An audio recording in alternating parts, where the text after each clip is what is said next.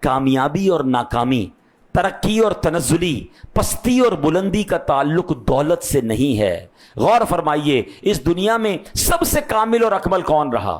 اس دنیا میں سب سے زیادہ سکسیسفل کون رہا؟ آپ مسلمانوں کو تو چھوڑیے، آج غیر مسلم بھی کہتے ہیں کہ اگر اس دنیا میں کوئی ایک ہستی ایسی آئی ہے کہ جس نے دنیا کا نقشہ بدلا، جس نے دنیا کے اندر شاندار اثر چھوڑا ہے، تو وہ جناب رسول اللہ صلی اللہ تعالی علیہ وسلم ہیں۔ اگر موسٹ سکسیسفل پرسنالٹی بغیر مال کے کامیاب ہو سکتے ہیں، بغیر دنیا کی رغبت کے دنیا بھر پہ اپنا اثر ڈال سکتے ہیں، تو پہلا جواب تو یہ ہے کہ اگر مال اور دولت ہی سکسیس اور ترقی کی جناب دلیل ہوتی تو نبی پاک علیہ الصلوۃ والسلام پھر کیسے کامیاب ہوئے؟ اللہ اکبر۔ پھر آگے چلتے ہیں کہ مسلمانوں کے زوال کا سبب غربت نہیں ہے۔ آج کل کچھ لوگ یہ آ کر سمجھا رہے ہوتے ہیں کہ مال ہوگا تو سب ٹھیک ہو جائے گا۔ غربت نہیں ہے، اس کا سبب کچھ اور ہے۔ اب وہ سمجھیے وہ کیا ہے؟ حرص، مال و دولت کی محبت، لالچ جو ہے نا، اصل یہ تنزلی کا سبب ہے۔ کیونکہ جب حرص ہوتی ہے، جب لالچ ہوتی ہے تو بھائی بھائی کے گریبان پکڑ رہا ہے۔ لالچ کی وجہ سے لوگ وراثت میں خیانت کرتے ہیں، چھوٹے یتیم بچے کا حق دبا لیتے ہیں۔ آج ہزاروں ایسے گھر ہوں گے جہاں بہنوں کو وراثت کا حق نہیں دیا گیا۔ ریزن کیا ہے؟ دنیا کی محبت، لالچ، آخرت کا کوئی خوف نہیں۔ حالانکہ اللہ قرآن میں فرما رہا ہے کہ کوئی یتیم کا مال کھائے گا وہ اس کے لیے آگ بن جائے گا، مگر دل میں لالچ ایسی ہے کہ آگ بنتا ہو تو بن جائے۔ آج کوئی حق دینے کے لیے تیار نہیں۔ لالچ کی وجہ سے لڑائی جھگڑے ہوتے ہیں، لالچ ہی کی، حرص ہی کی وجہ سے لوگ سودی کاروبار کر رہے ہیں۔ سود بربادی لا رہا ہے، مگر دل میں کیا ہے کہ یار پیسوں پہ پیسے بن رہے ہیں نا، ملٹی پلائی ہو رہا ہے۔ یہ لالچ ہے، یہ مال کی محبت ہے جس نے بربادی لائی ہوئی ہے۔ آگے چلے، رشوت کا لین دین کیوں ہوتا ہے؟ کیونکہ دل میں لالچ ہے، دنیا کی محبت ہے۔ حرص کی وجہ سے لوگ ناپ تول میں ڈنڈی مارتے ہیں، سودا پورا نہیں دے رہے، مسلمان کو دھوکہ مل رہا ہے۔ پیچھے ریزن اگر آپ ڈھونڈیں گے، اس کا ریزن کیا ہے؟ اس کی وجہ لالچ ہے۔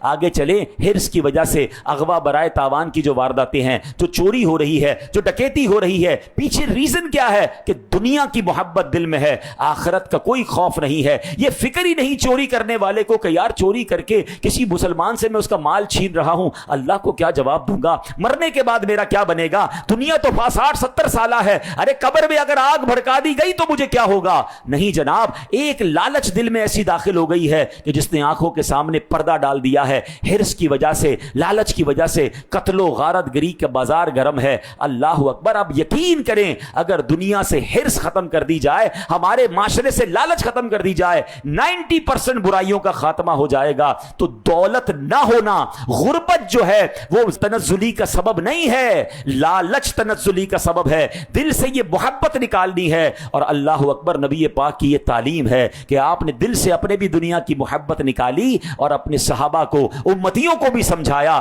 کہ دیکھو دنیا کے پیچھے مت بھاگنا۔ دنیا اور میرا آپ کا تعلق پتہ ہے کیسا ہے؟ جیسے کشتی پانی کے اوپر چلتی ہے۔ آپ دیکھیں، اگر کشتی پانی کے اوپر چلے تو کنارے لگ جاتی ہے، مگر کشتی پانی کے اندر چلی جائے پھر کیا ہوگا؟ ڈوب جائے گی نا۔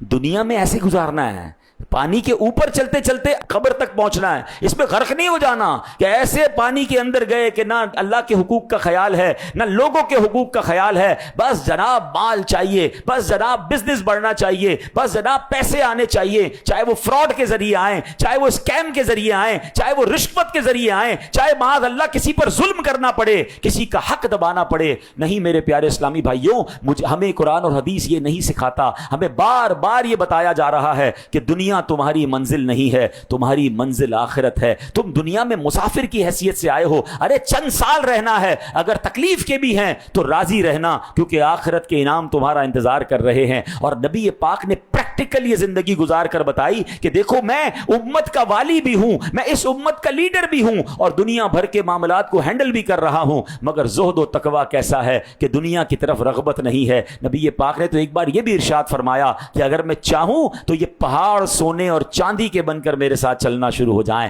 اتھارٹی کیسی ہے، مگر سبحان اللہ، مالک کونین ہیں گو پاس کچھ رکھتے نہیں، مالک کونین ہیں گو پاس کچھ رکھتے نہیں، دو جہاں کی نعمتیں ہیں ان کے خالی ہاتھوں میں۔